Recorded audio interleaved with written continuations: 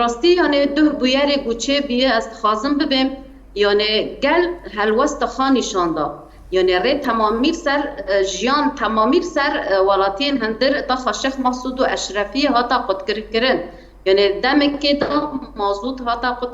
قد کرن بر روشکی زبستان دارن هر وها دبستان و بونه هزارا زاروک دبستان دانه پیدوی وان به مازود یا زبستان هیا ام ببین نخوشخانه هند هندر تا خاشخ مقصوده پیدوی وان به یعنی به سوتمانیه هیا هر وها ام ببین جبو فرنا جبو جیانا هندر یعنی براستی یعنی امبارگویی که پرگران خواستن بدن چیکرن بسر تا خاشخ مقصود و اشرفیه هر وها خارن و خارن